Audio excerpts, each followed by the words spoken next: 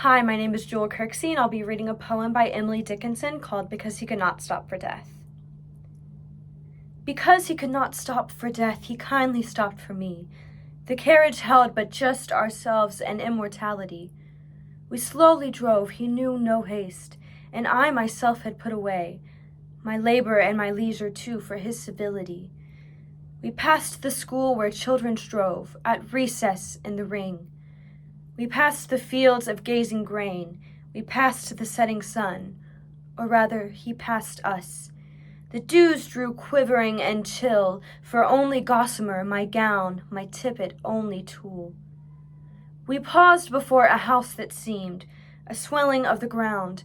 The roof was scarcely visible, the cornice in the ground. Since then 'tis centuries, and yet feels shorter than the day I first surmised the horses' heads were toward eternity. So this story takes place back in January over winter break with my friend Jada. She drove in her mom's car to my house to pick me up so we could go back to her house to have a sleepover. Her mom was out of town, and she wasn't really supposed to be using her mom's car, but obviously she did anyways.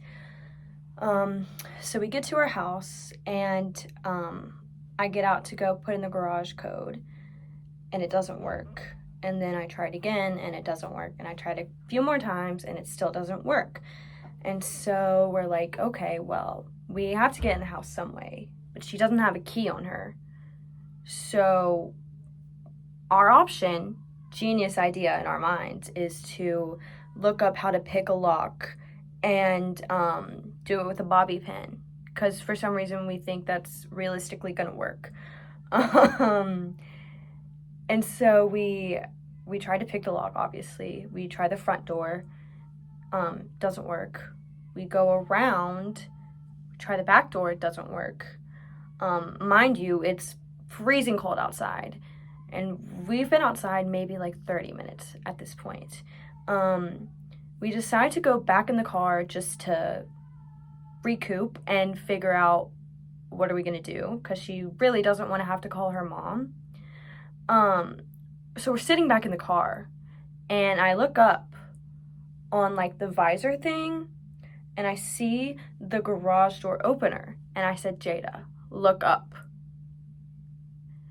And obviously we use the garage opener, and then the garage opens. So we ended up getting back in the house, but we definitely learned our lesson to not go behind your mom's back and do something like that, because I really feel like that was karma. But luckily we got back in the house and never got caught. So